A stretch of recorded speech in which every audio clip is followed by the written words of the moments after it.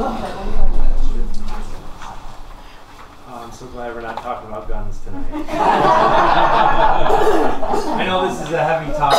I don't mean to make light of it, but I'm just thrilled that we're taking a break from that. So my name is Lee Vance. I am one of the co-leaders of Indivisible Lowville, along with Crystal.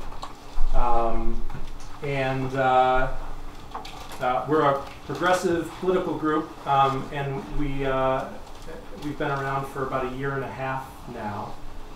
If you are interested in learning more about our group, you're welcome to sign up out there. But another interest, a strong interest that is in line with our values, are community forums or community conversations about the problems that are affecting all of us.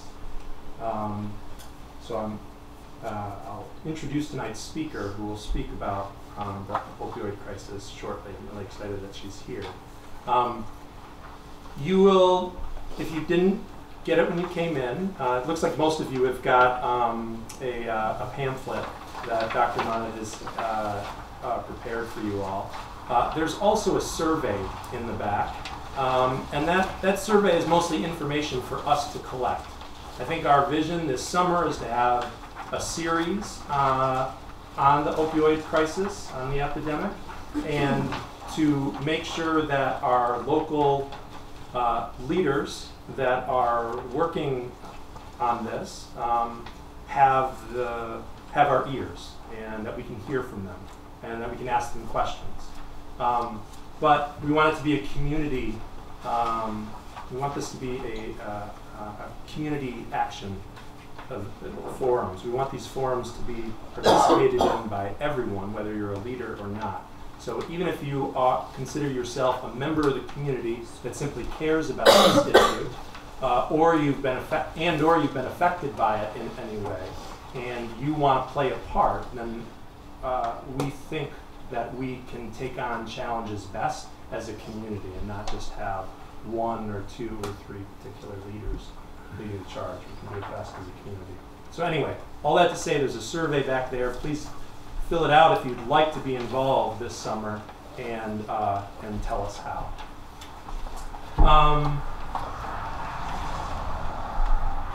Crystal, why don't you introduce yourself and maybe go over ground rules. Hi everybody, how you all doing? Yeah. Good, it's good to see so many people here. Like Lee said, my name's Crystal Collette, and I'm co-leader of Indivisible. I'm really excited to see you all here. When I was just sitting, listening to Lee get us started, I decided I wanted to share a little bit with you, just to get us started about, for me, why this issue is so important. So some of you know that during the day, I work for Lewis County Hospice, and I feel very privileged to get to do that work. And so I get to see a couple different sides of the opiates, I feel like. I get to see how opiates can sometimes bring people peace and comfort at a critical time in their life, and help folks end their lives in peace. And then also, another piece of my job at hospice is that I'm our bereavement counselor. So then I also sit with folks whose loved ones have lost their lives to opiates. And so I just was struck thinking about getting started as to how complex this issue is. And it also called me to think about, it feels like a different lifetime ago, but a former partner of mine had an extensive, and my guess is still struggling with opiate use and addiction, and it ended our life together because they couldn't choose healing with me.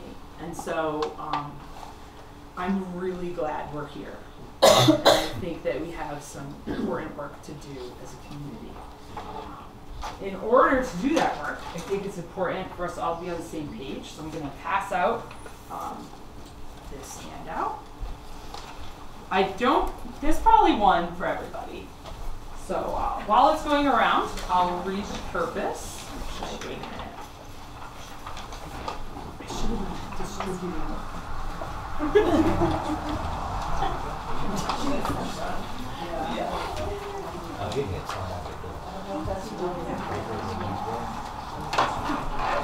So just a little bit about our format for tonight. Dr. Monnat's going to get us started with some pearls of wisdom and some lessons for her learned along the way, and research and public policy on this issue. And then there's going to be opportunity for us all to share our thoughts, experiences, and ideas around the opiate epidemic. Our purpose for tonight is that we've come together to have a community conversation about the many ways that lives and families in our community are being impacted by the misuse of opiates.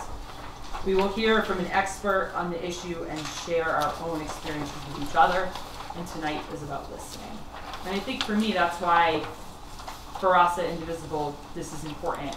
We feel like listening is something we need to practice at, so tonight we'll all practice listening. Some ground rules that might help us with our conversation tonight. So when sharing your thoughts, please hold comments to less than 3 minutes to allow everyone the chance to participate. If you've spoken several times, the facilitator may call on others who have not spoken as often first. So we're going to try to include as many voices as possible tonight. Listen respectfully without interrupting. Listen actively and work to understand others' views. Don't just think about what you're going to say while someone else is talking. It's tricky, I think, especially at the end of the day. Criticize ideas, not individuals. So we want to, if we have a critical comment, we want to talk about what it was about the idea that was just shared, or ideas that have been presented that we're maybe taking issue with, not that individual who made that comment. And we can do that by thinking about our language. Commit to learning, not debating. So when someone's presenting an idea that's different to you, try to learn, not just think of your rebuttal. And comment in order to share information, not to persuade others. Avoid blame, speculation, and inflammatory language. Allow everyone the chance to speak. And avoid assumptions about any members of the audience or presenters. Do not make generalizations about social groups. And try not to ask individuals to speak for their perceived social groups. So don't ask me to speak for all women. Don't ask Shannon to speak for all professors, right? And try to, reserve judgment in any way that you can. And maybe ask questions when you feel tempted to judge. I wonder why, or it seems to me, rather than those social workers, right? Any questions or beef with the rules? Okay. That's it. Yep.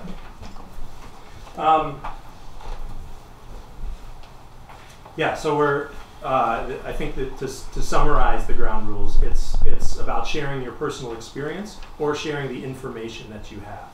If you're an expert in some way, you can share that information.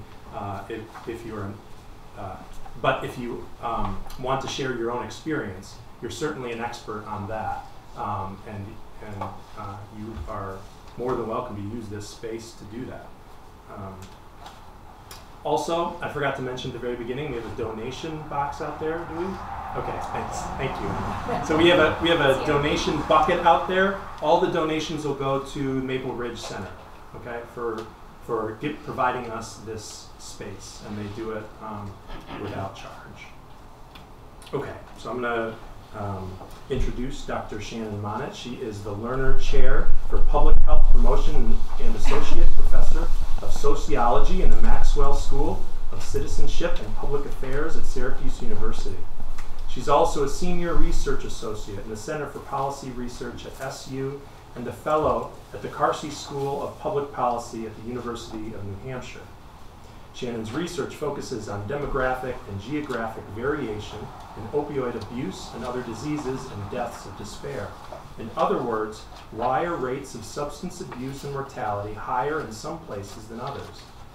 She has published over 50 peer-reviewed academic journal articles, book chapters, research briefs, and reports, and has presented more than 90 scientific papers to national and international audiences, including the United Nations, the National Academy of Sciences, the Aspen Institute, and congressional briefings.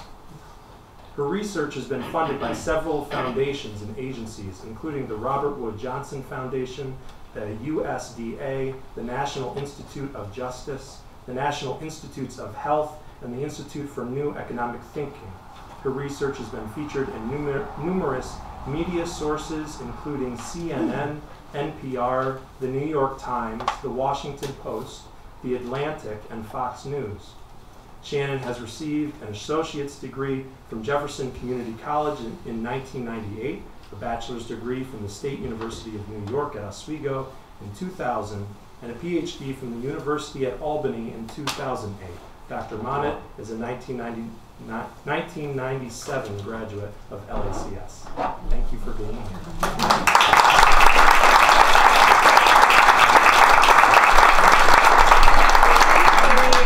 For inviting me here. I'm just super thrilled to be here to talk to you guys about opioids in my hometown. As Lee mentioned, I've traveled around to talk about it, and it's just so exciting to be able to give this talk in Lowville. Thank you all for coming out on this really gorgeous night. I know that there are other things that you can be doing. So as Lee and Crystal mentioned, we want this to be a discussion, so I'm going to talk for a little bit, but I'm also going to stop and pause and ask if there are questions and offer opportunities for you to give your own feedback and personal experiences and stories. So please feel free to share and interrupt me if you have questions as well, okay? So just to start off, by a show of hands, how many of you have been personally affected by addiction, either yourself or a family member, friends you know who have experienced addiction or overdose? Wow, a lot of hands went up. So we have a problem, we have a big problem. But our problem is bigger than opioids. So I know that we're here to talk about opioids tonight, but I want to place this discussion within a broader context. And a lot of that broader context is in the handouts that you have in front of you. So the US is actually facing a triple set of epidemics of drugs, alcohol, and suicide. And they really constitute three of the most serious public health crises that we have really experienced this century. And you can see this on the bar chart at the bottom of the first page. Over 2 million Americans have died from drugs, alcohol, or suicide since 1999. And this is pretty remarkable because after decades of improvement in life expectancy, people living longer for decade after decade, in the past 2 years, life expectancy has declined in this country, due entirely to deaths from drugs, alcohol, and suicide. The rapid rise of these three epidemics over the past 15 years should really concern us all. They should really be a wake-up call that there are some serious well-being issues going on in this country.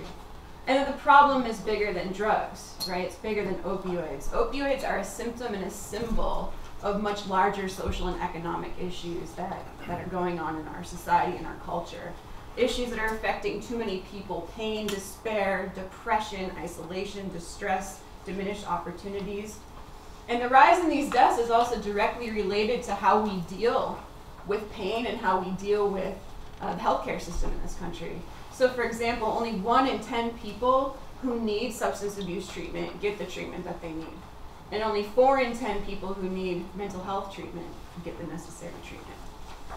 So with that broader context in mind, let's go ahead and talk about opioids, and then you'll see a little bit later how this all comes back into the bigger picture issue. So what are opioids? What's the relationship between prescription opioids and heroin? Some of you may know this very well. You might be really intimately connected with this issue, but some of you might not even know what these terms mean. So I'm just going to review them for you. And if you look at the back of page 1, you can kind of follow along, or you can just listen to me. So opioids are compounds that are derived from the opium poppy, which is a plant. Okay, plants that grow in Afghanistan, they grow in Mexico, they grow in different parts of the world. And they're commonly used for pain relief. Now, some people distinguish between opiates and opioids. You might have heard Crystal use both of those terms during her introduction here. Other people use those interchangeably. Okay, so it doesn't really matter which one you use. The media, politicians, they tend to use opioids more frequently now than opiates, but there is a scientific difference. So opiates are derived naturally from the poppy, okay, and they include morphine, heroin, opium.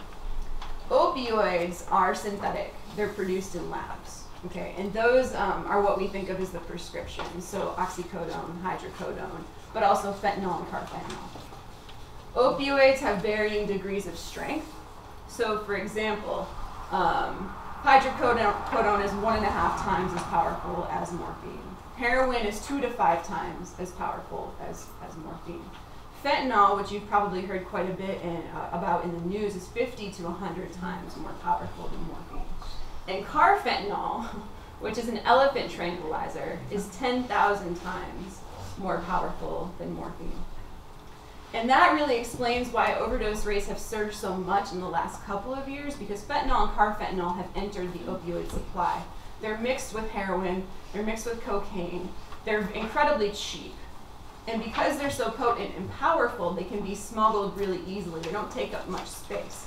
So little amounts of them can be mixed in with heroin. Oftentimes the person who's using doesn't realize that the fentanyl or carfentanil have mixed in with their drug supply. And that's what leads to overdose, because they're using a much more powerful opioid than what they thought that they were using. So a common kind of story that we hear from the media and even from politicians is that this started as a prescription painkiller problem. People started by using prescription opioids, they got hooked. Then when they couldn't get their opioids, they transitioned to heroin. Now, to be sure, some of that is still happening, and that was the dominant story for at least the past decade. About 80% of people who currently use heroin report misusing prescription opioids first. Okay? But that is changing a bit. So we're doing some research in Western Pennsylvania with people who use opioids, and these are kind of young adult, middle-aged folks. And increasingly, they're telling us that they never misused prescription opioids at all, that they initiated directly with heroin. Okay, so that story about people start by getting hooked on prescriptions isn't consistent for everybody. Some people got hooked that way, but that's not necessarily the dominant story that's going on anymore. So I think it's really important right now to pause for a second and just say that I think our country has gone a little bit down the rabbit hole into some opioid phobia right now. It's important to acknowledge that not everybody who uses opioids, who are prescribed opioids, are going to get hooked on them. And as Crystal mentioned in the beginning, they have a really important purpose, not only for terminal cancer patients who certainly should not be experiencing pain, but for people who are undergoing other traumatic injuries, right? Car accident victims, people who have been in some serious burns. Okay, so it's not as though opioids are immediately addictive to everybody who takes them, and they have their role. About 21 to 29% of people who are prescribed opioids long-term for chronic pain, about 21 to 29% of those people misuse them. And of those people who misuse them, about 8 to 12% will develop an opioid use disorder, and only about 4 to 6% will move on to heroin. Okay? So it sounds really scary, right, this transition of prescriptions to heroin, but I want to be clear that does not happen to the overwhelming majority of people. And most of those people who started by misusing prescription opioids didn't get them from a physician. Okay? They got them from friends or family members. Either the friends or family members sold them to them or gave them to them to try, or they stole them, right, from grandma's medicine cabinet. Okay? So, I'm going to pause for just a second here and see if there are any questions about anything that I've just said, or if people want clarification on any of that.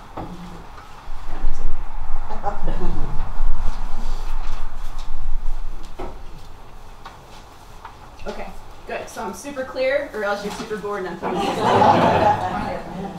Okay, so why are opioids so addictive, right? Because drugs have been around forever, and it seems like there's just something different about these compared to what we've talked about in the past. So the morphine molecule, which is the main ingredient in opioids, fits lock and key into our mu opioid receptors that are in our brains, spines, gastrointestinal tracts. And these mu opioid receptors control pain, they control digestion, but they also control our reward system, and that's how they can lead to addictive behaviors. So when the drug attaches to these receptors, they reduce the perceptions of pain, but they also attach to endorphins that we have through our bodies. And those endorphins are the things that give us these feel-good, furry feelings, like when you hold a baby or you fall in love. Okay, so opioids can be really powerful for reducing pain, but because they attach to these endorphins, that's what makes them super addictive. So after a while of taking these, these substances, the body starts to shut down its own natural painkillers. We have natural painkillers in our bodies. But when you're introducing these non-natural ones into your body's like, all right, I don't need to make my own anymore, okay? Because you've got these artificial ones coming in. And that's a big problem, because when people try to stop taking them, they experience some really negative symptoms, withdrawal symptoms, really bad pain, ferocious diarrhea, sleeplessness, uncontrollable sweating. And that's when they can move from use into dependence, physical dependence. Another problem here is that over time, a dose is less and less effective at controlling the pain. And so people have to up their dosage to get the same amount of pain control as they did from much smaller doses before. Okay, so it turns out that people who have been using opioids for an extended period of time are no longer getting high from them. They're just using them not to get sick, okay, because of these really severe withdrawal symptoms that emerge when they try to stop. And this comes through on our interviews in Pennsylvania as well, where people tell us, I don't even do it to get high, I just do it to not get sick. It's the worst feeling in the world. And so that's a really big problem, right? Because when someone does sort of kick it, they've been building up their dose over time, taking more and more of these things, and when they kick it, they almost always go back to it. There's lots of relapse with opioids. It takes about 8 years and multiple relapses for somebody to finally recover. Okay? So when they relapse, this is a really sensitive time for overdose, because they're taking the dose that they previously thought that their body could tolerate, but now their body's tolerance level has plummeted, and so that's a really important time for overdose. Their respiration shuts down because the amount of opium morphine that's entering their system is much more than they can handle at that point. So addiction is a chronic relapsing brain disease. Okay, you might have heard this in the media. It's a brain disease, and it reoccurs over and over again. Okay, but it's also a social disease, and we're going to talk about that in a minute. Addiction hijacks the brain. It makes people do things that you think are crazy, right? This is why when presented with a series of choices, it seems like people who are addicted are the experts at making the worst choice possible. Okay, because their brains are simply not functioning in a way that we think makes sense. In fact, after extended use of these drugs, now the brain has rewired itself to be normal on the drugs. And it feels as though being not on the drugs is somehow abnormal, there's something off. So it's a complete reversal of the way people who are not addicted think about what's normal and natural and appropriate and the right decisions to make. And we have this weird tradition of 28-day rehab in this country. There's nothing scientific about 28-day rehab. That came from nowhere. Okay, it's a remnant of the past. The hijacking of our brain, it affects our frontal lobe, our decision-making part of our brain. And after extended use, that part shuts down. And it takes 90 days of being clean for that part of the brain to even start to catch on again. And it takes a full year or 2 years to get full functioning of that part of the brain back. And most people with addiction don't have 90 days for treatment, and they certainly don't have 2 years of treatment. Okay, so as I mentioned, ultimately, it's an average of 8 years and multiple relapses before people will kick it. And so there's a lot of time for overdose over that 8 years, right? Okay, questions about that before I move on to the next part? Well, could I ask you what the dependency time was? You probably mentioned it, I missed it. I didn't, and there's a reason I didn't. Because it varies by person, right? So if we knew how long you could take a prescription before getting physically dependent, then we would say, okay, 7 days, you're done, you're cut off.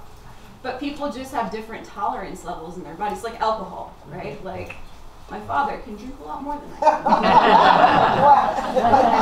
can. Maybe when he was younger. So opioids are the same way, right? That you just don't know, and that's really scary. Any studies that you looked at from other countries along the treatment methodology, which countries seem to have a good understanding of what works? Yes, and I would love to answer that question a little bit toward the end, if you're willing to hold it till then. Okay, I'm glad you asked. Well, to piggyback on her question,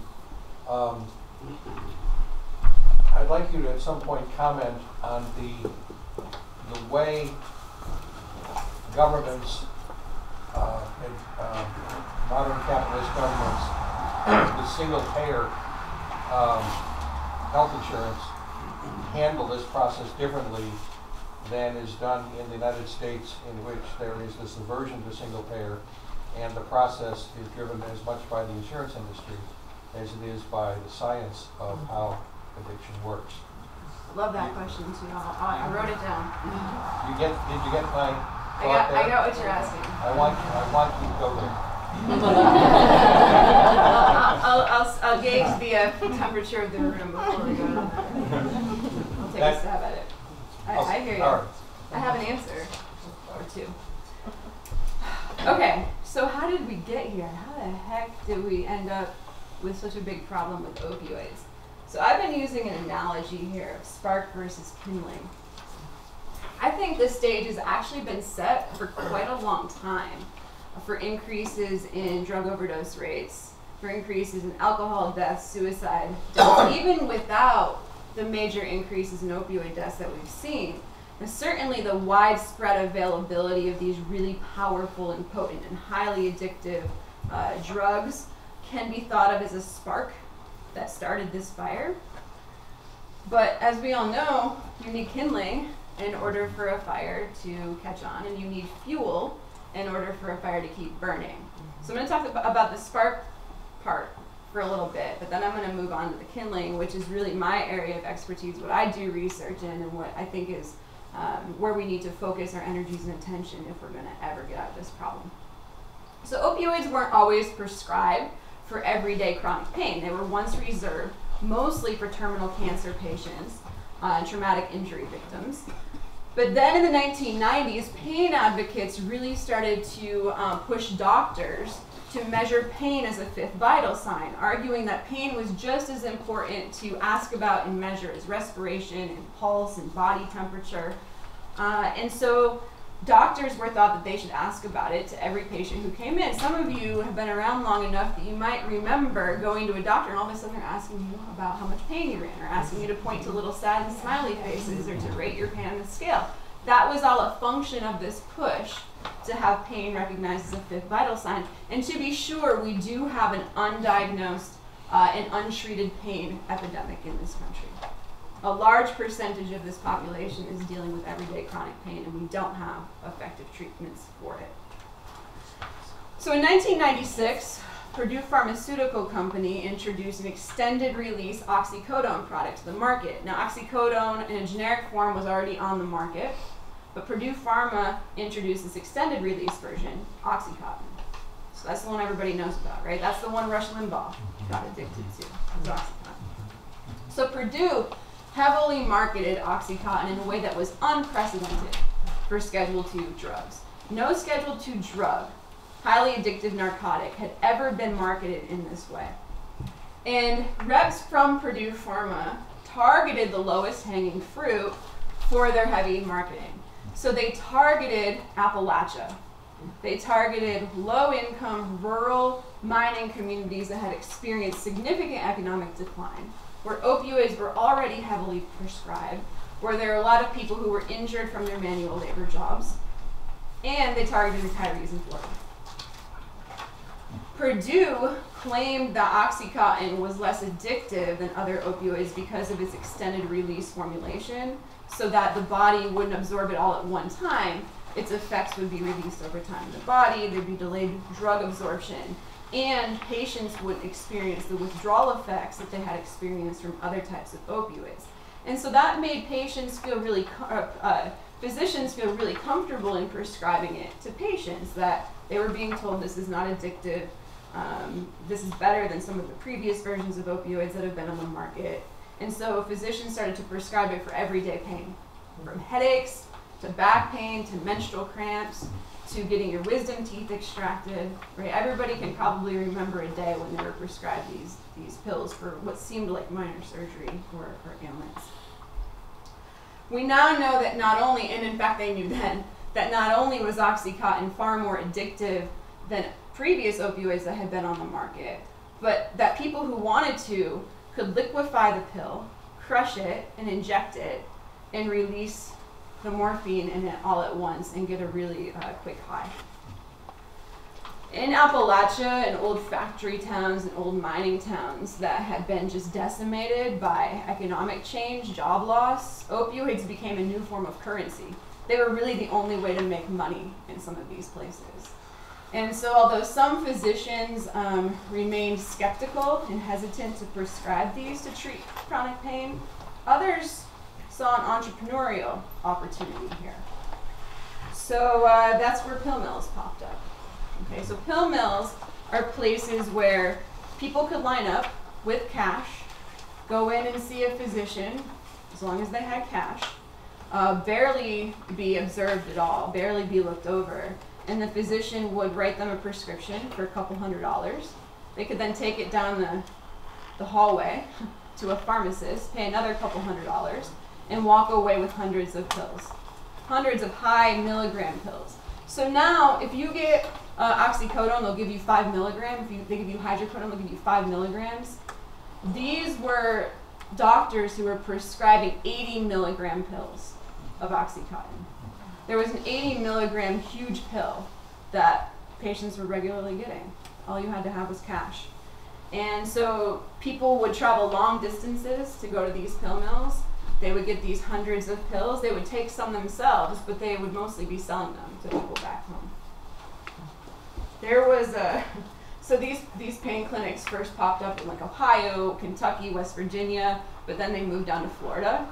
And at one point, Broward County, Florida had more pill mills than McDonald's. It was pretty crazy because there are a lot of McDonald's. So then states started to catch on to what was going on, right? Like, there's something weird going on. We've got more pain pills being prescribed than we have people who are living here. What the heck is happening? So in the mid-2000s, states started to enact some policies to kind of rein in these uncontrollable pill mills. Doctors started to realize maybe they shouldn't be prescribing so liberally. And of course, the unintended consequence of this was that opioids, prescription opioids, became much more expensive and became much more difficult to get. And so this is when people started to transition to heroin. Now that there was a major demand for opioids in these places, drug cartels that previously had no reason to visit these areas because they didn't think that they were lucrative, right? You remember, drug cartels used to remain in cities where they could make lots of money. Now there's this demand for opioids in rural and small town America that needs to be met, and this is how drug cartels, drug gangs, started infiltrating small and rural towns. And once a drug market is established in a community, it's really hard to turn off the clock on that. So that's the spark. Questions about prescribing, how this whole process unfolded before I talk about kindling? I just had a time question again. When did the OxyContin was discovered way in the 50s? Am I right about that, or is it not that? Well, so we've been using morphine since the 1800s. Right. Okay, and then it wasn't called Oxycontin, but there were other opioid pain products that were available in the 50s and 60s, but they really didn't become very widespread until the 80s and 90s. And then the surge was after 1996 with Oxycontin. And with pain as the fifth vital sign, and doctors asking about pain. So it was kind of all of these things happening at the same time. Is Purdue still in business? Yes. And the Sackler family, who owns Purdue Pharma, is the 19th richest family in America. Yeah. So there have been a number of lawsuits. There have been some lawsuits that they've settled with the state of Kentucky, for instance. There's a major civil big action lawsuit that all the states are joining in that folks think might be equivalent to the settlement that happened with big tobacco.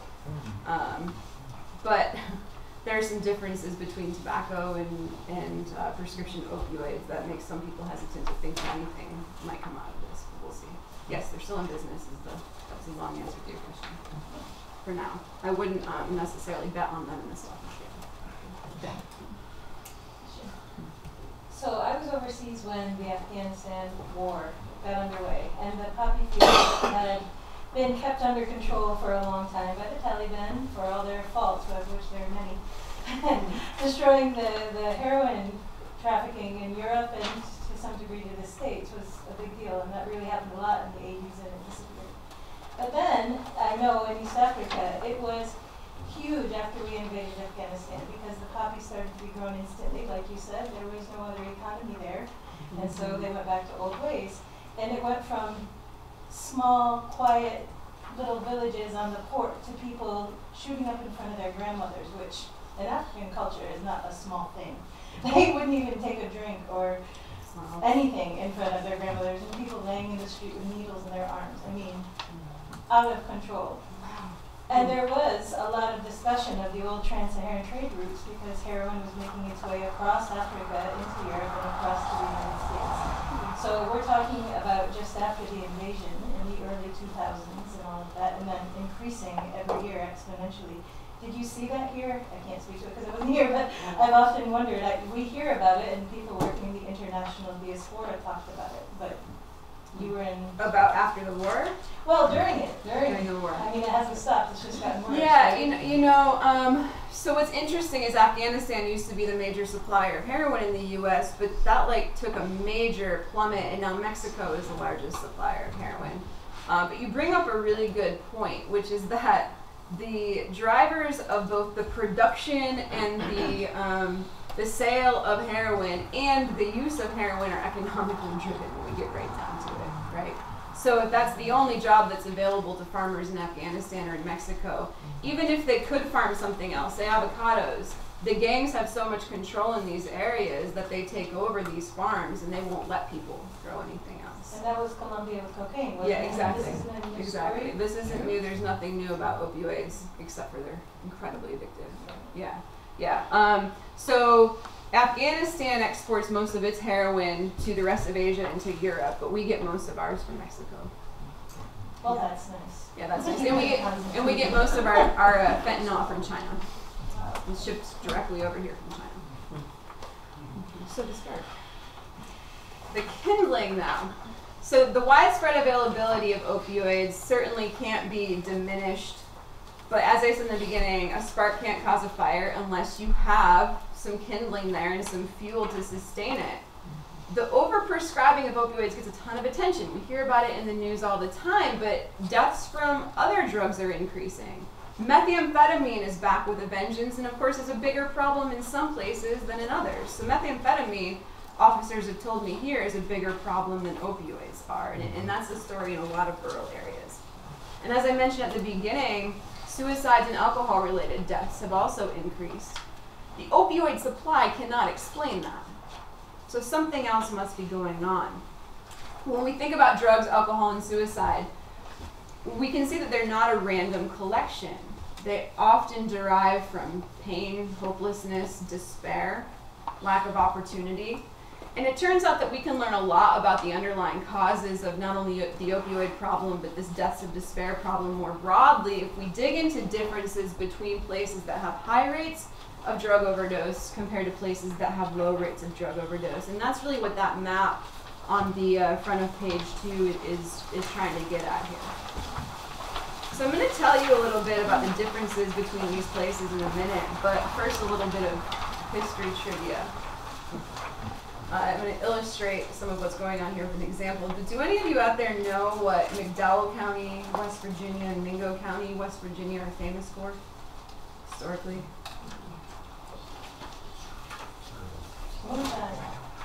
Yes. What happened in West Virginia and Kentucky way back in the day that there are still movies and History Channel TV shows about? The Hatfields and McCoys, yeah. So these two counties, McDowell and Mingo County, West Virginia, are famous for the Hatfield and McCoy feud. But now they have among the highest drug, alcohol, and suicide mortality rates in the whole country. In the 80s in these places, mining and the related industries there employed about 40% of these counties' workforces, and they accounted for about 2/3 of their income. Those industries have been decimated. Mining is now 20% of employment in these counties and only 1/3 of wages. And household income in these places has actually declined. So not only has it not gone up, but it's actually gone down in these places. McDowell County, West Virginia, for example, has a poverty rate of 38%. 38% poverty rate. And a median household income of only $25,000. That's pretty phenomenally low. So to give you a sense of how bad it is there, Walmart couldn't even make it. So after 10 years of being in business, Walmart closed in McDowell County in 2016. Similar kind of story in Portsmouth, Ohio, although that's a kind of blue-collar, working class, former manufacturing town. It was once thriving. It was anchored by shoe stores, atomic energy plants, brickyards, soda factories, steel mills. But by the 1990s, all of those factories were gone. They were replaced by big box stores, check cashing services, rent-to-own services, pawn shops, scrap yards, adult stores. You drive through some parts of Ohio, you see adult store, strip club, adult store. You know what I'm talking about if you've driven on that highway. And Portsmouth became the location of the nation's first large pain clinic. And it was soon the pill mill capital of the world. There were more opioids prescribed per capita in Portsmouth, Ohio, than anywhere else in the country. Incomes there now are lower than they were in the 1980s. Poverty, disability, unemployment rates are all high, and its drug, alcohol, and suicide rate has more than doubled since 1999. These are among the most economically distressed areas in the entire country. There are now some towns in Appalachia where 3 out of 5 recent graduates from school are addicted to heroin, are regular heroin users. So there are entire generations lost in some of these places. So what's going on here? You know, what do these places have in common? That's kind of what I'm trying to get at the bottom of the front of page 2 there. And I don't get too overwhelmed with the technical detail. What you need to know about that bar chart is that the red bars mean that those factors are related to higher drug mortality rates. And the blue bars mean that those factors are related to low drug mortality rates. So the longer the bar, the more important that factor is to predicting whether a county will have a higher drug mortality rate. So you notice some things in common there. Counties that have higher rates of poverty, unemployment, public assistance receipt, disability, less than a college degree. Those are all places that have significantly higher drug mortality rates. Separation, divorce, single-parent families. These are all community-level factors that predict much higher drug mortality rates. On the other hand, characteristics like more churches per capita, more sports establishments, opportunities for physical activity, opportunities for interacting and engaging. Those are the types of places that have lower drug mortality rates compared to places that aren't characterized by those opportunities for interaction and community engagement. So what do these things have in common? Well, these really represent 3 baskets: the economy, family, and community. The economy, family, and the community are the 3 arenas to which we attach the most meaning in our lives. They're the reason that we get out of bed in the morning. And for many people and places in this country, those institutions have just completely dismantled.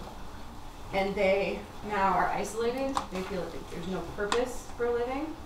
They have nothing important to attend to every day. And we see this in our interviews in Pennsylvania, too, with the young adults and the middle-aged adults who use opioids. They say things like, unless you're a college student or you've got marketable skills, there's really nothing to do for a job. Everything here is boarded up. I'm kind of from a broken home. You want a connection, you search for a connection. It wasn't so difficult to leave people and places behind because people and places left me behind. It turns out that when people are optimistic about their lives, when they have purpose and meaning in their lives, they invest in their futures by engaging in behaviors that are healthy and positive. And when people are pessimistic about their lives, they don't engage in those behaviors. And in fact, they do things for the moment that harm their future lives. So I'm going to stop there and give others a chance to speak and ask questions. And I promise we'll get to the treatment things before we end. any stats on Lewis County's demographics compared to the ones that you described? You mean in terms of poverty and unemployment? Yeah, they seem high to us, right? Like it seems like a 14% poverty rate is really high, but not compared to 38%. Right? So the poverty rate here is higher than it used to be. The unemployment rate seems like it's higher. Certainly the disability rate is higher, but not nearly as high as some of these places in Appalachia. And I would suggest that that might be one of the reasons why Lewis County, despite how bad it feels it's gotten here, has a relatively low drug mortality rate compared not only to the rest of the country, but also to our surrounding counties. So one of these maps in the very back shows drug mortality rates for the state by county. And Lewis County has the lowest drug mortality rate of all of our neighboring counties. So does anybody want to like throw out some ideas about why they think that might be, besides the economy not being so bad? What else is going on here that's positive, that's protected? What's keeping Lewis County from falling down the same path as Appalachia? Farming. Farming. You know, it's really interesting. Who said that? It's really interesting that you mentioned farming. It wouldn't seem like that would be immediately obvious. And it's hard to say what it is about farming, but farming-dependent counties in this country have, on average, the lowest drug mortality rates in the country. So there is something about the culture, the economics, there's something about farming that seems to be protected. And I'd love to understand more about what that is. Our educational system? Yes, mother! I pushed it. We have really good schools here, right? We have teachers who care, who show up in all of the letters that kids write for scholarships because they're just so supportive. We have really good courses. We have good college prep. I would say that the one thing about the education system, not just here in Lewis County, but in other school systems, is it does tend to emphasize moving kids up and out and into college. And so kids are pretty early tracked into whether they're college material or not. And if they're not, then they are perceived as being second-class citizens, right? And I think we need to stop viewing trade programs and BOCES as though they're second-class opportunities for kids. We want the best and the brightest to stay here in our community. And these are good-paying, highly skilled jobs that if people felt were more highly valued, they might be more likely to enter into. So yeah, school system is really, really good here. You know, one of the things that's been happening over the past 10, 20 years, not to get political, but No Child Left Behind meant that there became a huge emphasis on standardized testing. So standardized testing became really important. Teaching to the test kind of consumed all of the time in schools, and so schools then had fewer resources to be able to offer physical education classes, art, music, after-school activities. It wasn't just financial, it was also like human resources, right? The bodies to be able to offer these when you're supposed to be teaching lots of math and science and English. And that's really short-sighted, right? Because art, music, physical activity, recess, these are all the exact activities that teach kids pro-social skills. That's where they learn resilience. That's where they learn problem solving. That's where they learn creativity. And those are the things that have diminished in our education system. And that's not Lowville's fault. That's not New York's fault. That's a national policy, okay? And I think about summer rec. Summer rec is a very important program here in school. I attended it. I worked for summer rec. And I read recently that it's at risk.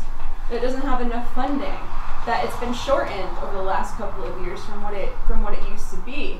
And I fear that these really short-sighted budgetary decisions are having very long-lasting negative consequences. And I wish that we, as a society, could start thinking a little bit more about the long-term public health consequences of some of our short-term budget decisions. What else is so great about Lowville? Law enforcement. Yeah, I can't speak to that because I haven't been pulled over in them. Don't drive tomorrow. Yeah, no, I think that they do a really remarkable job, and unfortunately the criminal justice system has sort of become the repository of all of our bad public policy in this country. that they have to deal with all the negative consequences of what we haven't done right as a society, what our policies haven't done right. Does it make up the church-going population? Make a difference? Yeah, so one of those bars shows that drug mortality rates are lower in places that have more churches per capita. So I don't know if that's religion per se, or if that's opportunities for fellowship and community interaction, right? Like this, to see all of these people come out from the community who care about this problem. I heard people introducing themselves to each other. Sam Quinones wrote this really fantastic book, Dreamland. Everybody who's interested in the opioid problem should read it. It's the first book I ever read about opioids. I've read it 2 times since. It's so informative and written in a really nice storytelling style. It's not academic. Anyway, he says, the antidote to heroin is not Narcan. The antidote to heroin is community. And I really think that's true. Okay, the places that seem to be doing much better, that are more resilient against this problem, are places that have strong community infrastructure. They have Elks Lodges, they have Lions Clubs, they have strong churches, they have organizations like this where people interact with each other. We do far less interacting with our neighbors than we ever used to. Right? We've become a really isolated society, partly due to social media.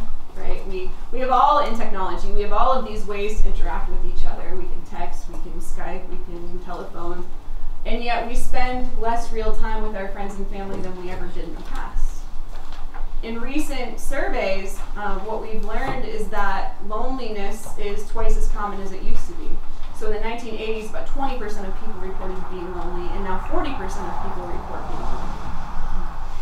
Social media, I also think, kind of facilitates, can be good for keeping track of people, but it facilitates nastiness, right? Because there's so much animosity on there, so much contentiousness, and so we don't like each other as much as we used to. People just don't like people as much as they used to. We don't answer our phones unless we know who's calling. We don't answer our doors unless we know someone's supposed to be there. We don't talk to strangers on elevators unless we get stuck. Okay. Many of us don't even know our neighbors. Okay, so it's that sort of social and cultural change that leads to isolation. And it turns out isolation is really bad for us, right? Why do we try to comfort children who are hurt, crying babies? That human contact, that social contact, is a natural painkiller. And it works not only for physical pain, but it also works for mental pain. And so people who are isolated and disconnected, the only painkiller that they may have to turn to are drugs, if they don't have anybody around them who they feel like they can contact. On that point, and it's relevant for the North Country for sure, I've known people that have kicked heroin addiction, and one of the challenges they face when they come out is that it's such a small community. So the tight-knit community seems to work against them, because how do you make new friends? You can't hang out with the same people. And if you were from a family that wasn't part of a church community, or you were the lower class, or the skids, or the whatever negative term has been applied to you, your family, and everyone that lives next to you for a number of years, and we all know those communities exist in Lowville and Carthage and every single small town in America. When they find the strength to quit such a hard thing, who can they hang out with? Self-help groups, sure, that can be nice to share the trauma to a degree, but then you're around it all the time, and that misery loves company doesn't do any of those great things you're talking about. Yeah, I think you're absolutely right. So you're bringing up stigma, and follow-up question to that, yeah. because I think they go hand in hand, is there anywhere where rehabilitation has been incredibly successful? And that this community stuff doesn't play against it, and is that only in wealthier neighborhoods? Because all those things top on the list, the blue lines, those are things that exist more in wealthier neighborhoods. Sports programs, opportunities to do stuff, churches. Mega churches are for the wealthy often. They're all over the country, and I'm sure they take care of their own, but yeah. So 2 issues there. Yeah. Well, 3. One is the stigma issue, and stigma is certainly more of a problem in rural areas than in urban areas. Because in urban areas, there's so many different neighborhoods, you can kind of get lost in the crowd, you can sort of move someplace else, but in a rural area, everybody knows everybody. I couldn't do anything without my mother. You got that right. Everybody knows what's going on. And so people who we talk to report that they can't get a job because people, you know, they burned bridges. People know who their family is and they won't hire them. They can't get housing because landlords won't rent to them after they get out of rehab or after they get out of jail. So stigma is a really powerful deterrent to recovery, and it makes it really hard for people who are trying to quit to get the resources that they need to be able to stay on that path. So I'm glad that you brought that up. In terms of places where there have been effective policy, Portugal is the best example of this. So Portugal used to have among the highest mortality rate, overdose rates in the entire world. They completely decriminalized all drugs. Now, I'm not going to stand up there and say that we should decriminalize all drugs. But what they did was reinvest the money that they were spending in prisons and law enforcement into proactive programs to help people who got addicted. Job programs, housing programs, community-based services. They hired former people who were formerly addicted to work in these programs. They gave them meaning in their lives. Work is not just about a paycheck, right? I mean, most of us hopefully don't just work every day for the paycheck. Some of us more than others, maybe. But work brings meaning to our lives. It gives us something to go to every day, a reason to get out of bed. We interact with people when we work. And so it's a really important thing for people to have an attachment to. And in Portugal, they facilitated that by using a lot of the money they were using to lock people up and put them in proactive employment. And so Portugal's overdose rate has diminished to almost nothing, just in the past 20 years. Two things. One is Mike Lindell, the My Pillow guy. He was on cocaine for 25 years. I did not know that. He was. Part of how he decided to break the cycle in his own life was to do something meaningful. And he has provided employment for 1,400 to 1,600 Americans, most of whom are recovering drug addicts. So when you're looking at the ads of his people, you're looking at many of those people who are in active recovery, and they have something meaningful to do with their lives, led by a guy who has a sense of vision. And I'm not selling pillows, but I'm selling vision. The second thing is Sebastian Junger, the guy who wrote The Perfect Storm, the movie was based on that. He wrote a book that came out 2 years ago called Tribe. I recommend every thought leader in this room find that book and read it. It's a small book, 100 pages, read Tribe. He went into why do the American military have a PTSD rate of 15 to 20%, which is beyond the number of men and women who are actually ever in combat. Combat contact is about 8%. How come you have twice as many people having PTSD? And how come the Israeli military has a less than 1% PTSD rate? What's going on? And he said the sense of belonging in the Israeli community with people in the military and out is that you are part of national service. You were brought in at age 18.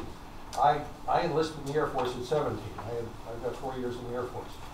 These people are part of the community, and when they get out, men and women for 2 or 3 years, I don't know what it is, they're still part of something that they believe counts. Now, leaving aside the Zionism and all that. In the American community, you get out of the military, and you might as well be an alien. You're fighting the VA, you're trying to get benefits, you're trying to get the support, and you wind up having mental health problems that are then having to be addressed by law enforcement. And I like this guy over here in law enforcement, but he should not be doing mental health work. That's my job. I'm an LMHC in private practice in Watertown. The problem is the stuff that I ought to be doing winds up being done by other people, and it's because there is this fundamental disconnect. And Junger goes into some features of that. Now, I'm not asking that you buy into everything he says. It doesn't walk entirely on all fours. But I think there's something about leadership in this country. The word political goes back to the Greek word polis, which means the people. The work of the people. Political is not a bad idea. It's been corrupted because it's the work of special interests. I maintain that a true leadership role in the community is the work of the people, and that they are involved politically in Lewis County legislature or on the community services board like I am, or in any other feature of our work, we are doing the work of the people. And when leaders embody that idea and carry a vision for the future, that is attractive to an awful lot of people who are otherwise not well oriented in their lives. And if that's a breakdown in this country, one of the things that is ought to be tracked here is to what degree are people having a sense of alienation of purpose because the notion of what it means to be an American or to be a veteran, and I'm not valorizing, you know, the military, or to be some member of a community where you fit, is being sacrificed at the altar of profit. And that's all I have to say on that. Well, you're speaking my language, but I'll let other people comment on that. I'm a sociologist. Anybody want to respond to that? I think all of this really does get at belonging, right? Those three arenas, work, family, community. What are those about? Those are about belonging to something, being connected. Those institutions have been undermined and dismantled in this country. Our culture has changed in a lot of ways. Shannon, do you have any thoughts about trauma? Yes. The ways that abuse in our families and in our communities impacts this conversation, the ways that maybe domestic violence and incest and sexual abuse separates family, which to me is our foundational experience of belonging. Lee says that we don't have an opiate problem, but a pain and trauma problem. That's basically what I hear you saying too. And I'm just wondering about your thoughts around trauma, anything you, from the research. It's almost like I anticipated you would ask this question. So on the back of your handout, the very bottom, the last thing on here, is showing the relationship between adverse childhood experiences, traumatic experiences, and developing a drug use disorder in later adulthood. So these are the increase in the probability that you're going to develop a drug use disorder at age 50 or above. These things stay with you, right? So the longer the bar, the greater the increase in the risk due to this cause. So for example, people who are 50 or older now who experience physical abuse as a child have 64% greater odds of becoming a drug user, developing a drug use problem. Parent or an older relative having substance abuse issues, experiencing psychological abuse, a parent or an older relative with mental illness, sexual abuse as a child, going through parental divorce, parent or an older relative being incarcerated. These are all childhood experiences that lead to much greater risk of developing a drug use disorder throughout one's life. Okay? And I'd also add, of course, military veterans and others who have experienced trauma in some way are at much higher risk of developing substance use disorders in the general population. So trauma plays a really important role. It's undertreated, it's under-recognized in treatment, it isn't often dealt with in substance use treatment. In this country, we tend to separate substance use treatment and mental health treatment when there's so much overlap between them that you really can't treat one without the other. And yet that's what we do, because that's how insurance companies pay, to get back to your question. That's how insurance companies pay for healthcare in this country, one service at a time, not together in any way that's comprehensive, that makes sense for our complex brains and bodies. With cross-addiction, what about food supply? Have there been any studies?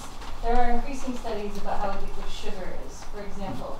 And so if we have lifelong addictions to various food substances, not to mention chemicals, and now genetic modification has a whole new level as they discover new impacts from that. But sugar is so addictive, and we've been hooked on it for centuries now. So do we all have a propensity towards addictive personality simply because of that? Because everybody has withdrawal to that at some point or another in their life. Yeah, I'm glad you brought that up, right? So I don't know specifically about like food and chemical addictions to food, but I will say this: how many of you overeat when you're lonely or comfort eat? A bunch of Klondike bars, right? Like when you're alone and you're bored. And so we have our own forms of self-medicating. People self-medicate medicate in different ways. Some of us smoke, some of us drink too much, some of us eat really sugary and fatty foods and too many of them. And so that makes me wonder, why do we treat drug addiction as though it's something different from that? Especially when you consider this, right? Like I told you at the beginning, over 60,000 deaths last year were due to drug overdose. But cigarettes caused over 400,000 deaths last year. And obesity caused over 200,000 deaths last year. And alcohol caused over 88,000 deaths last year. So drugs are just the newest kind of player in this game that we're all really focused on. But we got to start thinking about what are the underlying causes of people smoking, eating too much, drinking too much, and they're kind of all connected, right? They're a way to kind of take a chemical vacation from whatever physical or mental pain that we're experiencing at any given time. And it just so happens we're dealing with a really scary, highly addictive, highly deadly drug right now. But once this one's gone, another one will come down the road and we'll be talking about that one too. Unless we get a grip on the underlying problems here. What else? What have you got? Who wants to talk? You mentioned the stigma involved with it. I had a member of my family that went through three different rehabs. And every time he came back, of course, he went back to the same old folks. And he finally discovered that if he went back to college, not in New York State, he went to Texas. And he, I'm one of the lucky dads because he didn't die. But he went back to college, got his associates, he got his bachelor's degree, his master's degree, he's been accepted in his doctorate. He's teaching school now. So I mean, but he knew. We talked to you about this just the other night. There's another family member that's involved in this problem. He just told me, he said, you gotta get him out of town, Dad. He said, he cannot be in Watertown among his old buddies and be successful. I don't think. Yeah. And, so it can work. Yeah, I mean, that's what's so hard, right? Is like, we say that people need connection and not to be isolated and need to be around a community, but at the same time, sometimes it can be the best thing to remove people from this really negative experience and influence. Having a community isn't a good thing if that community is dragging you down. Well, he was lucky. I mean, his wife, now his girlfriend at that time, she drove from Dallas to Albany in January. Now that takes a lot of guts.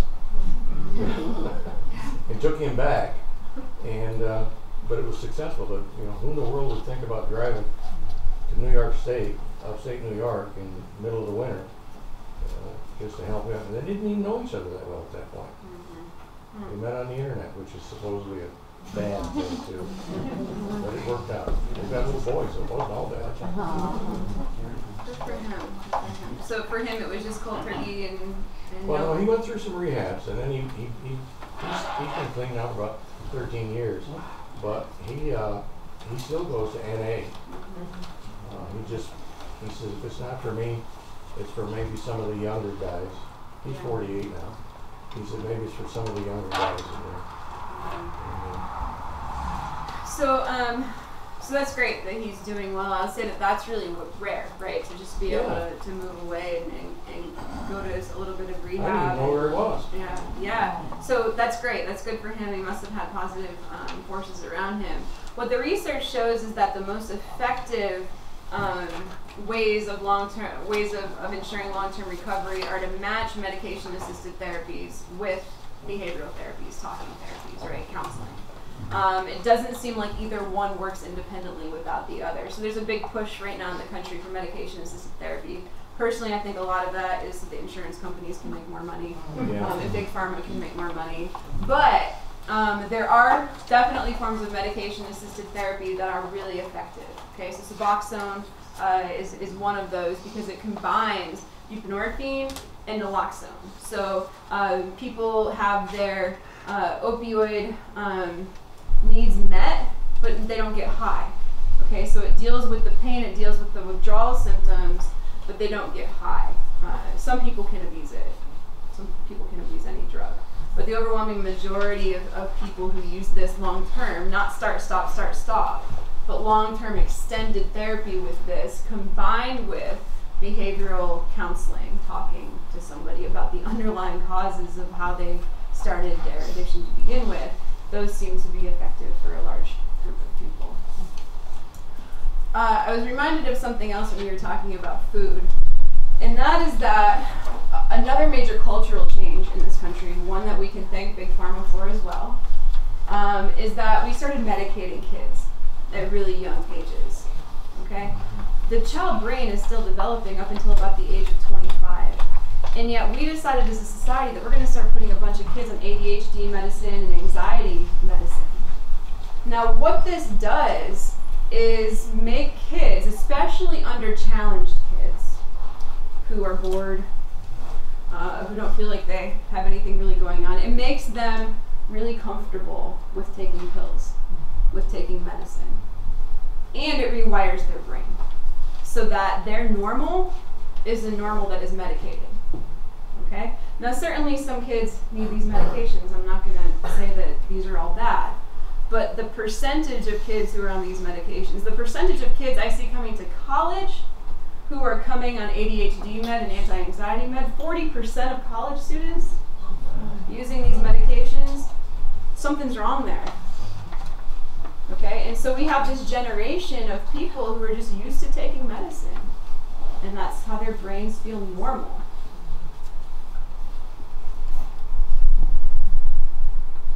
What else?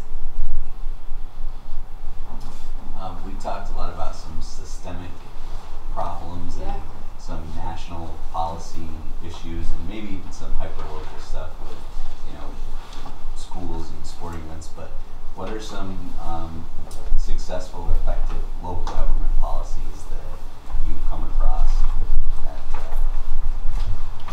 Not many. So there are a couple of law enforcement programs that seem to be having some positive effects. There are these programs called HEAL, where started in Albany and somewhere in New England, where law enforcement officers have the discretion when they come up on somebody who has drugs and it's not a violent person and it's not like they're trying to sell a whole bunch of drugs and they don't have weapons. The police officer has the discretion to say, I won't arrest you right now, but you're going into treatment and we're going to keep track of you. You're going to drug court, so they're put into drug court instead of being arrested. And if they violate, then the arrest can come back later. But it's a way to kind of defer arrest and give people an opportunity to get into drug courts and other treatments. And that seems to be having some positive effect. Because once you incarcerate people, man, you've just sent them down a whole different path in life. Because now they can't get a job because so many places won't hire somebody with a criminal record. They can't find housing because landlords won't hire them. They lose any social services that they have when they're arrested. And by the way, they meet people who teach them how to inject in prison, and they meet bigger drug markets and networks in prison. Okay, so locking people up, I think if we've learned any lesson over the past 30 years is that that war on drugs has certainly not been successful. So HEAL. Other than that,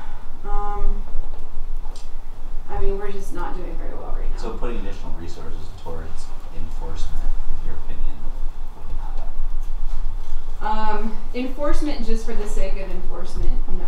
Enforcement, if it were matched with this direct line into getting people the help that they need. I think we have big problems with the way that we're dealing with a lot of law enforcement right now. So for example, if a cop Narcans somebody, that person doesn't have to go to the hospital. Okay, so if a cop Narcans somebody, they're revived, they can just go on their merry way. And there's little to no record other than they were Narcan. We don't know what happened to them later, except for they're probably going to be Narcan again after not too much time. And so we have some systemic problems with law enforcement and with healthcare. I just learned a couple weeks ago that an EMT, New York state law says that an EMT cannot give people acetaminophen in the ambulance on the way to the hospital. They can only give fentanyl.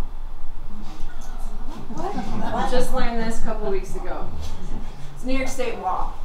So you can't give acetaminophen, you can give fentanyl. Doesn't that sound ridiculous in the current state of affairs that we're in? Yeah, so we have these things that seem like they'd be easy to fix, right? Seem like they'd be easy to fix, and we just need the political will to make these adjustments. People want to start carrying Narcan. What do I always say about Narcan? Who remembers what I say about Narcan? You can't Narcan your way out. He listens to me sometimes. We can't Narcan our way out of this because the problem is much bigger than drugs. But Narcan has a role to play, and people, common citizens on the street are being encouraged to carry Narcan so that if they come across somebody who's overdosed, they can administer it. Well, I also just learned a couple of weeks ago that people's life insurance companies are dropping them if they fill a prescription for Narcan at the pharmacy because they're perceived as being high risk or in a high risk situation. Okay, so there are all these little barriers that are set up that we don't know are barriers until we come up against them. So if we have no good local public policies that you've seen, if you were, say, a small town mayor or county manager with $100,000, what would you do? What would you try? I would invest it into programs that are for children and teens because I really do think that's the root of where we can prevent. I think we might have generations lost at this point. Certainly we can save lives. I don't want to say let those people go. But to prevent this from becoming a multi-generational issue, we have to target kids from starting to begin with. Okay. Almost all of the people who we interviewed in Pennsylvania initiated substance use in childhood, and it was through an older sibling or a friend, an older friend. Okay, so it sounds so cliche and old school, but parents need to know their kids' friends, right? That is one of the most important fundamental things that parents can do on an individual level. But beyond that, at a community level, it really does take a village to raise a child. I don't know if everybody remembers who said that. But it really does. And these kinds of opportunities for kids to build resilience and pro-social skills and interact with each other in positive ways, those are the things that protect against starting substance use. If you can keep a kid from using substances until age 25, the chances of them ever starting are minuscule. Okay, so most substance use, usually in the form of alcohol, sometimes marijuana, sometimes other pills, starts during childhood. I'm encouraged to hear you say that because it matches up with what neuroscience is teaching us, which is essentially that no child's resilient. There is no such thing as a resilient 5-year-old. Just born that way. These are kids don't come into the world tough, they come in like planned. And they are extremely malleable. And if they have adverse events in their first 5 years of life, the impact is, like you say, they're going to be looking for the pain relief, the sense of community, the hugs that they never got. Instead, they were beaten. As opposed to the 30-year-old who comes across the same type of adverse event, they can handle it. We become resilient as we grow. We have to protect our kids and teens. We're doing a poor job of that.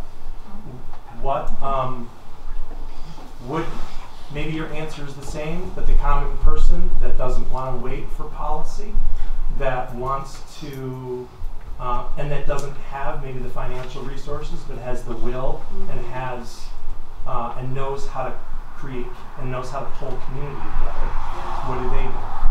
I think you do exactly that. You leverage your resources and interests and enthusiasm to pull community together. In this conversation, look at how many people are here. What else would you be doing? Home watching TV? Bar? Maybe that's where you're going after this. But I used to think, when I first started talking about this, I used to think, man, all this community organizing, task forces, all are just talk, nothing's happening. But I gotta say, over the course of watching this unfold over the last 2 or 3 years, I realized that this is really important and powerful because it gets information out, gets people thinking about what might be going on in their own families, in their own households, in their own neighborhoods.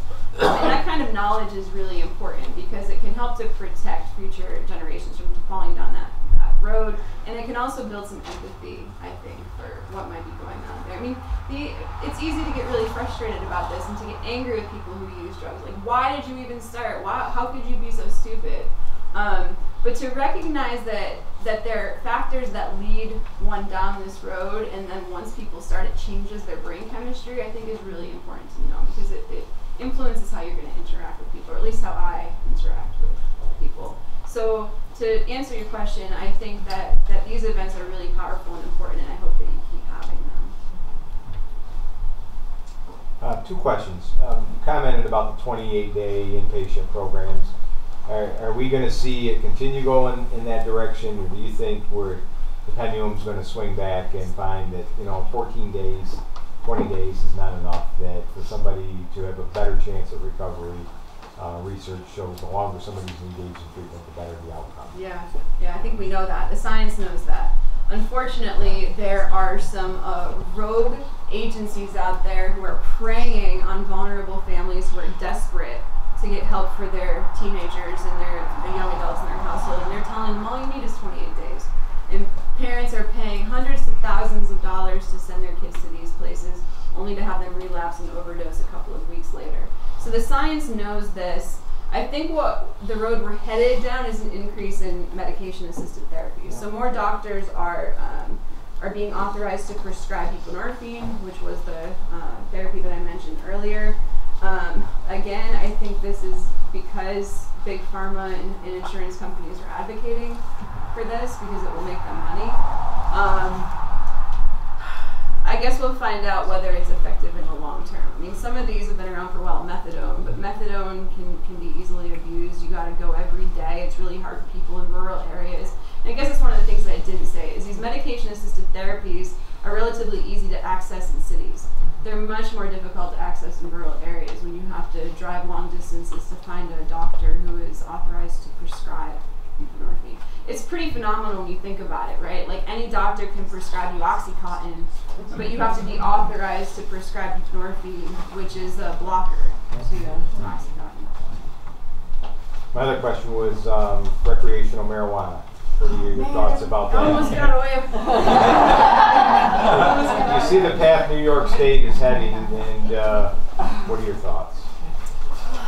I'm of many thoughts on this. So many of us in this room are old enough that we kind of still think of marijuana as a hard drug, right? Like, we grew up during an era when we thought, this is really bad. This is like, stay away from that. Like, you smoke and you're going to become hooked right away. I think some people's minds are evolving on this a little bit. What the science shows is that using marijuana in lieu of opioids can really prevent developing opioid addiction. Okay, so instead of prescribing opioids for chronic back pain or migraines, for instance, prescribing marijuana seems to be a really good substitute. People use it, they don't develop these physical dependencies to it. As far as I know, nobody's overdosed from marijuana yet. Okay? And so it seems to be a safer alternative to opioids. Now, having said that, I'm not going to advocate that kids smoke marijuana, right? Like, I think one of the fears is if we legalize it, then all of a sudden kids are going to have all this access to it. Well, they do. They get access to cigarettes when they're not supposed to, and alcohol when they're not supposed to, so it's not that much different than that.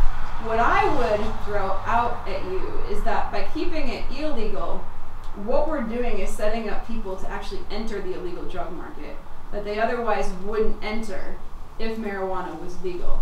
And so why this is important is once you have that connection, once you have that network, you know people who sell drugs, then you're exposed to all kinds of other drugs, harder drugs, much more dangerous drugs, and that dealer can say to you, here's your weed, but also here are some pills for you.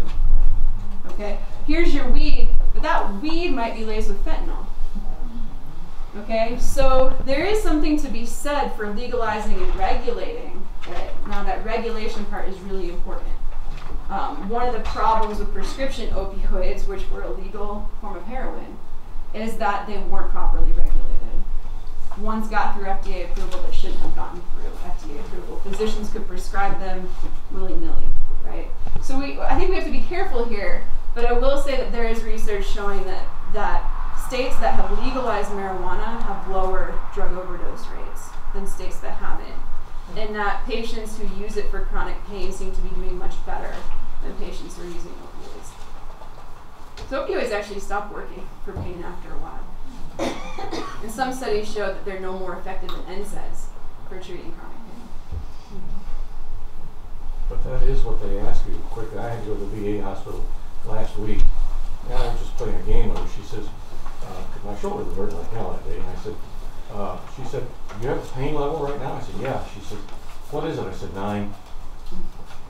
She never said, what can I give you, or do you want anything? She just, it's like I never mentioned it, you know, but I mean, I did it just to see what reaction I would get. So she didn't write you a prescription? No. 2 years ago. I had surgery a couple years ago, or 3 years ago now. I had never had Percocet before. They gave it to me. We had a track meet that night in the hospital. The nurses were able to avoid me, but I gave them a good run for their money. I gave my wife heck because she had been in Watertown with me 10 minutes before that, and we were back in Syracuse in 10 minutes. They said I was just a real idiot all night long. I don't remember any of it. I don't, because I remember when I chased the nurse around, you know. But I don't remember any of it.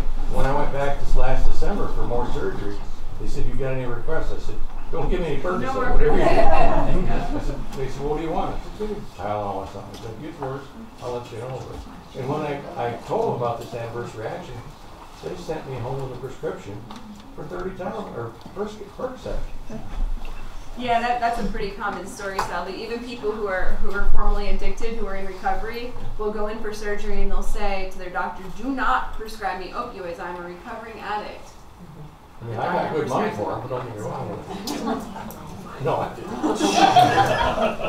Yeah. My question goes back to the gentleman who asked earlier about single-payer health systems. What are your attitudes about our health system? And maybe you could even talk about Portugal or some of the other success stories.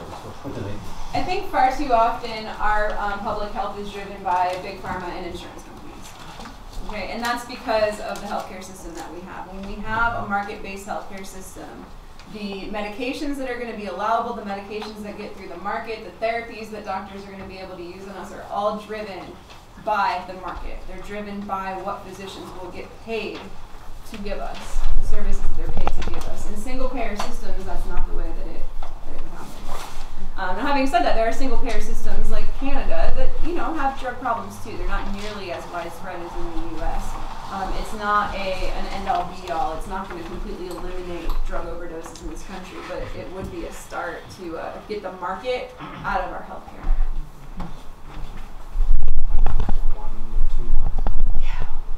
One or two more. In the back. This may be something that you can, I can ask you later, but the statistic on the second page, it is written here as predictors. Yeah. And was this done in like a type of analysis of variance or a correlation because of the way the cohorts they are? Which page are you on? The one with the... Oh, yeah. So those are county level data, and they're in regression models. I don't want to get too technical for that. Okay.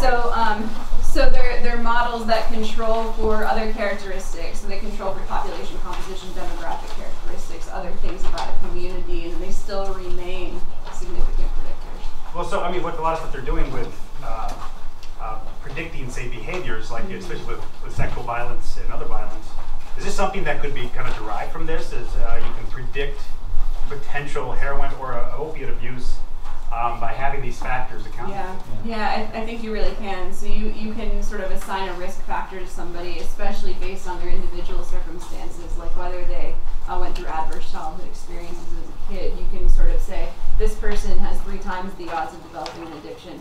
One thing I didn't say is that about half of addiction is genetic. Okay, so, and you don't know if you're one of those people until you become addicted. And so that's really scary because those people have even greater risk of falling into an addiction cycle. And then you add these adverse childhood experiences on top of it, or you add poverty situations or violent communities on top of it, and then you're really increasing these kids' chances of developing substance use disorders in adulthood. One more. You got a hand up? One thing that struck me the most about what you've said is the comments about the prevalence of drugs, alcohol, suicide, the number of deaths from cigarette smoking. That there's something large scale going on besides opioids. And as an older person, I actively look forward to self-driving cars. And I think they're great for the economy, but there are about 6 million people who make their living driving vehicles. I worked with computers for 30 years, and a big focus of computer automation is automating jobs. And I, of course, am not part of the problem, but Yeah. you know, I do think there's some long-term trends that we need to work against. Yeah, and I think you know, some of that is what's going on in that map and in that bar chart on the front of the second page, and that these places that have had a lot of job loss due to automation, a lot of manufacturing loss due to automation, are places where people, especially those without a college degree, could get decent paying jobs. You know, people used to be able to make $40 an hour. These were union jobs, good benefits. They could afford to own a house, a couple vehicles, go on vacation. Those jobs are by and large gone for people without a college degree, and that explains why they have higher rates of drug overdose than other groups. And so I do worry that we're going down this road. We're going to have more job losses, and I don't know if, as a country, we know how to handle that yet. How we're going to deal with people not only not having income, but not having meaning in their lives or interaction, people that they see every day. Because as I said, I think work is about more than a paycheck. It's about those experiences and connections. So I think on that, we'll wrap up. Thank you all for coming so much. I'll stay up